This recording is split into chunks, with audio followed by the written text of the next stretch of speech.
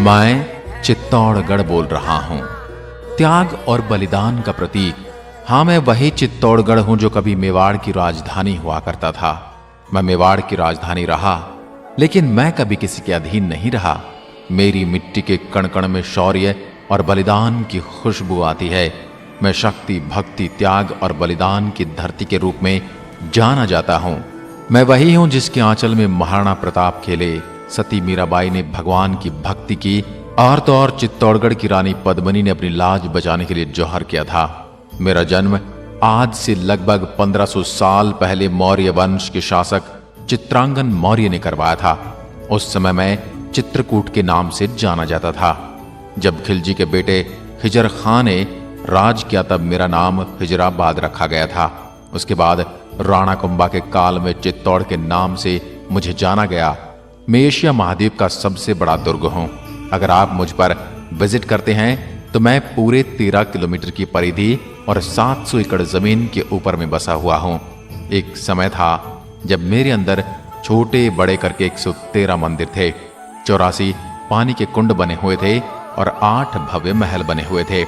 लेकिन जब मुगलों ने मुझ पर आक्रमण किया तो मुझे बुरी तरह से तहस नहस कर दिया गया। जाना जाता है इसमें जनाना में रानियां रहती थी और मर्दाना में पुरुष रहा करते थे। इसी महल में एक सुरंग बनी हुई है जो सीधा गोमुख कुंड में जाकर खुलती है, जहां से रानियां जाकर नहा कर आती थी। कुंभा महल से आगे जौहर स्थल के रूप में एक स्थान दिखाई देता है। मेरे सीने में जौहर के रूप में समाया वह दर्द है जिसे सदियों तक भुलाया नहीं जा सकता। 13वीं शताब्दी के अंदर अलाउद्दीन खिलजी ने मुझ पर आक्रमण किया था। आपको पता है कि वह किले की चढ़ाई करके युद्ध नहीं जीत सकता था, तो उसने किले के चारों तरफ 6 महीने तक घेरा डाल रखा था। बाहर से आने वाले राशन को उसने बंद कर दिया था। परिणाम स्वरूप मेरे अंदर रहने वाली जनता भूख प्यास से मरने लगी। जब यह खबर राणा रतन सिंह को लगी तो उन्होंने खिलजी से संधि करनी चाहिए, लेकिन खिलजी धोखे से उनको बंदी बना लेता है, जिसके बाद में गोरा बादल उन्हें छुड़ा लेते हैं। लेकिन राजपूत सेना ये युद्ध हार जाती है और उस समय मेवाड़ की महारानी पद्मिनी अपनी 16,000 सखियों, सहेलियों और दासियों के साथ में खुद को अग्नि कुंड के हवाले कर देती है और मेरी मिट्टी में समा जाती है। और उसके बाद में दूसरा जौहर हुआ 1534 के अंदर, जब बहादुर शाह ने आक्रमण किया। उस समय रानी कर्णावती ने 13,000 औरतों के साथ जौहर किया था। पहले एक कुंड की तरह था, लेकिन आज वहां मिट्टी डालकर गार्डन का रूप दे दिया गया है। सिर्फ एक हवन कुंड रखा है, जहां एक निश्चित दिन मेवाड़ के वर्तमान राजा आकर हवन करके जिन्होंने जौहर किया था उनकी आत्मा की शांति की प्रार्थना करते हैं। उसके बाद तीसरा आक्रमण अकबर ने किया था, वही अकबर जिसे आप द ग्रेट अकबर के नाम से जानते हैं। उस समय मेवाड़ के राजा थे महाराणा प्रताप के पिता उदय सिंह। उन्होंने चित्तौड़ का किला उनके सेनापति जयमल पत्ता के हाथों सौंप कर वहां से उदयपुर चले गए थे। उसी समय उन्होंने उदयपुर नगर बसाया था और जयमल पत्ता ने अकबर से लड़ाई करी और इसमें 8,000 महिलाओं ने जौहर किया था। और इस युद्ध के बाद अकबर ने मेरी धरती पर जो रक्तपात मचाया था, उसने आम जन को मार मार कर इस मिट्टी का रंग लाल कर दिया था। मैं इस दुर्दांत और इस आताताई राजा को कभी भूल नहीं सकता। जौहर कुंड के पास ही आपको विजय स्तंभ भी दिखेगा, जिसका निर्माण महाराणा कुंभा ने करवाया था। महाराणा कुंभा ने गुजरात और मालवा दोनों राज्यों को जीत लिया था। इसी की खुशी में उन्होंने विजय स्तंभ का निर्माण करवाया था। इसको बनने में पूरे 10 साल का समय लगा। उस समय इसको बनाने में 90 लाख का खर्च आया था। 122 फुट इसकी ऊंचाई है। इसके अंदर कुल 157 सीढ़ियां बनी हुई हैं और यह 9 मंजिला है और इसका आकार भोलेनाथ के डमरू के समान है। नीचे से 3 मंजिल चौड़ा है, बीच में 5 मंजिल संकरा है और ऊपर से 2 मंजिल फिर से चौड़ा है। मेरे राजस्थान पुलिस के बाएं हाथ पर इसी का सिंबल बना होता है।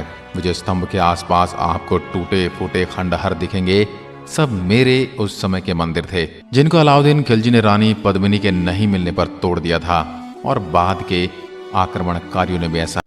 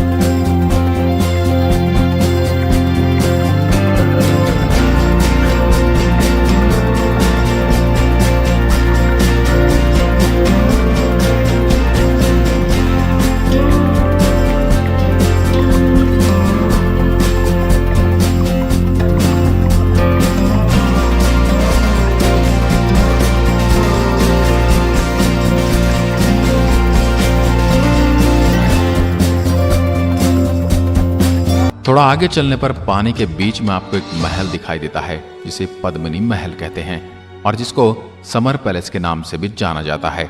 गर्मी के समय में 4 महीने रानी पद्मिनी इसी महल में रहती थी, क्योंकि उस समय एसी या कूलर तो होते नहीं थे, जो गर्मी के कारण यह जल महल बनाया गया था। वहीं आपको एक और महल देखने को मिलता है, इसमें रानी पद्मिनी अपनी दासियों के साथ रहती थी, जो 3 मंजिला था, लेकिन आज खंडहर है। रानी पद्मिनी जल महल में नाव के द्वारा जाया करती थी और उस समय लकड़ी की नाव होती थी। आज के समय में मेरे यहाँ सरकार ने गार्डन बना दिया है, जिसमें आपको हर तरह के गुलाब के फूल मिल जाएंगे। थोड़ा आगे चलने पर आपको भीमकुंड दिखाई देता है। ऐसा कहा जाता है कि राजा महाराजा के शासन से पहले यहाँ पांडव आए थे और उस जगह पर भीम ने अपने पैर से पानी निकाल दिया था। उसको भीमकुंड नाम से जाना जाता है। थोड़ा आगे चलने पर आपको सूरज पोल दिखता है, जो दुर्ग में आने का पुराना रास्ता भी है। यह 1303 में खिलजी ने आक्रमण किया था, तब इसी गेट पर चढ़ाई की थी। इस रास्ते पर भी 7 गेट बने हुए हैं।